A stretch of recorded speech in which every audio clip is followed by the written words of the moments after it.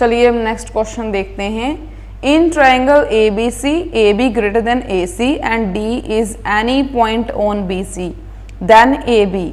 इनमें से देखना है कि AB का इनमें से किसके साथ रिलेशन होगा गिवन डाटा के अकॉर्डिंग। तो चलिए पहले हम इसकी डायग्राम बनाते हैं। एक ट्राइंगल बनाएंगे ABC जिसमें AB ग्रेटर देन AC होगा।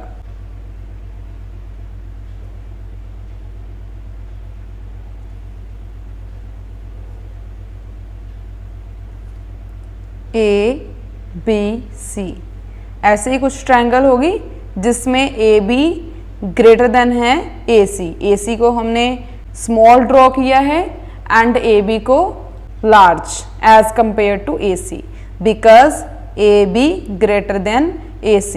ये क्वेश्चन में गिवन है। D is any point on BC के ऊपर D कोई भी पॉइंट है, ठीक है। Then AB less than DC, क्या ये पॉसिबल है? AB लेस देन DC, क्या ये पॉसिबल है?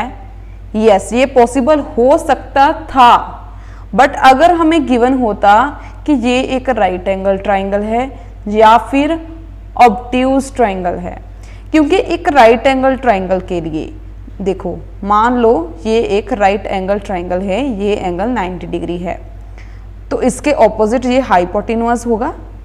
अगर ये हाइपोटेन्यूज होता तो हमें मालूम है ये लॉन्गेस्ट साइड होता, ठीक है, ABC।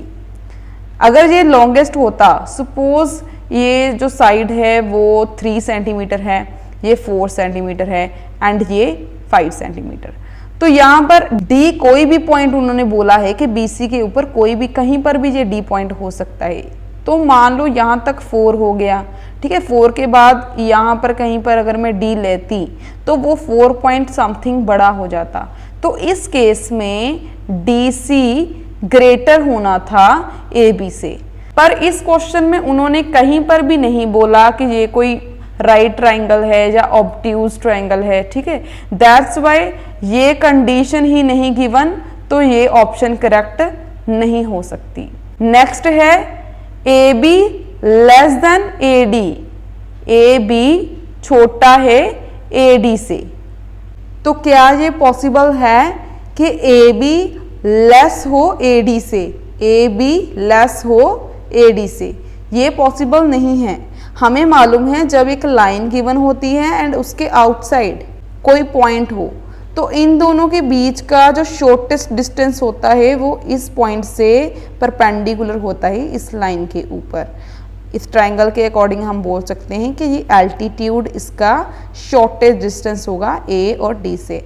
अब इस पॉइंट से, एल्टीट्यूड के बेस से जितना हम दूर जाएंगे उतनी ही जो लाइन सेगमेंट है A से वो लॉन्ग होते जाएंगे। जैसे कि ये शॉर्टेस्ट डिस्टेंस है, उसके बाद ये डिस्टेंस बड़ा हो गया, ये बड़ा हो गया, ये बड़ा, ये और बड़ा, और ये सबसे बड़ा इस ट्रायंगल में। एंड दूसरी चीज़ हमें गिवन है कि AC स्मॉल है AB से, तो इसका मतलब अगर इस एल्टीट्यूड के राइट हैंड साइड मूव करेंगे तो यहाँ तक जा सकते हैं हम।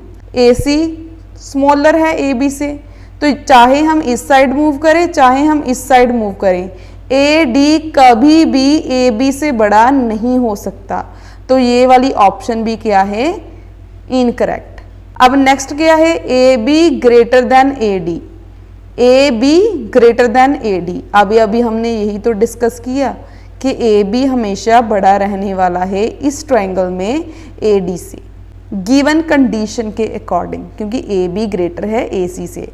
अगर बाई चांस AB स्मॉल होता AC से देन ये पॉसिबल नहीं होता, ठीक है। बट AC स्मॉल है, AB ग्रेटर है एंड ये शॉर्टेस्ट डिस्टेंस है।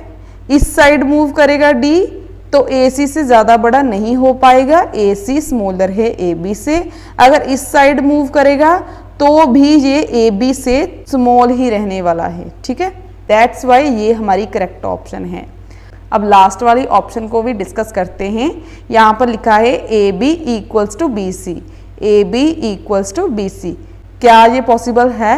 यस, ये पॉसिबल है, बट अगर ये ट्राइंगल आइसोसेलेस होती तो।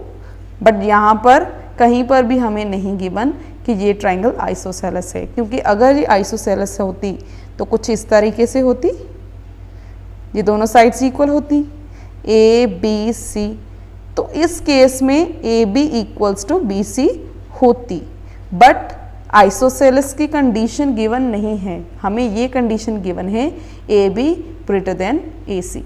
तो इसके अकॉर्डिंग यही ऑप्शन करेक्ट है।